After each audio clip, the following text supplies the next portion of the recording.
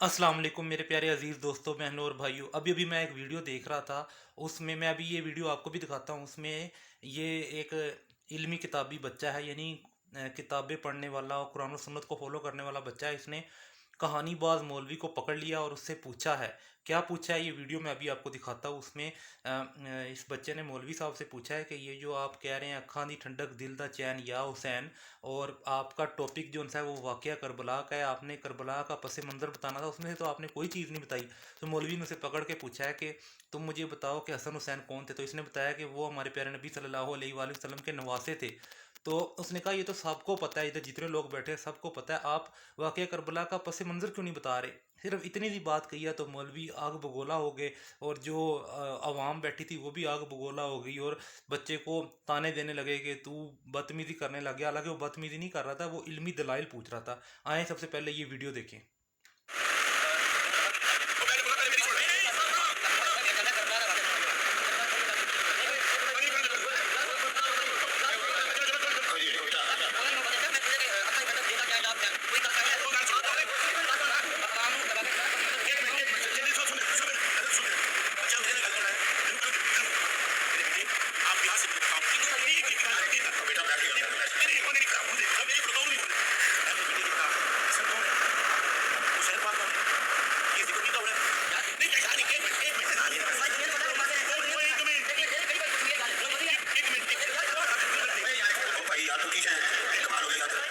तो देखा मेरे प्यारे अजीज़ दोस्तों, बहनों और भाइयों, जब बंदा कुरान और सुन्नत पर आ जाता है, जब बंदा तहकीक में पड़ जाता है, तो वो सवाल कर सकता है।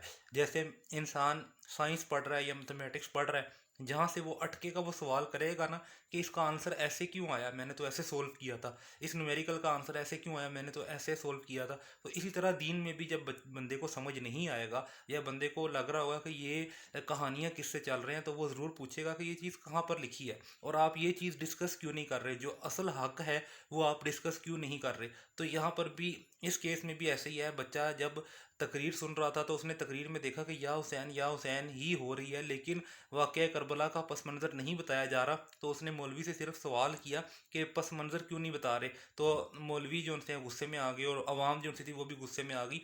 ऐसा नहीं होना चाहिए था। दुनिया के जिस मर्जी प्रोफेसर से आप सवाल पूछ लेना, साइंस का प्रोफेसर हो, कि ये आंसर गलत आया है, तो वो कहेगा थैंक यू। लेकिन अगर किसी मौलवी से पूछ लो कि इसका रेफरेंस क्या है, तो वो कहेगा फेंक दो। तो ये बहुत ज़्यादा फ़र्क जो है ना हमारे अवाम में आया हुआ है। तो इतना हुस्न ज़न रखें कि कोई भी आपसे सवाल करे तो उसकी दलील ज़रूर दें, रेफरेंस ज़रूर दें कि ये बात कहाँ पर लिखी है, और ये भी बताएं कि मैं क्यों बयान नहीं कर रहा। और कोई चीज़ आप स्किप कर रहे हैं तो ज़रूर बताएं कि मैं ये बात क्यों नहीं बयान की जा रही। इस पैगाम को ज़्यादा से ज़्यादा शेयर करें। जज़ाकुमुल्लाहु खैरा।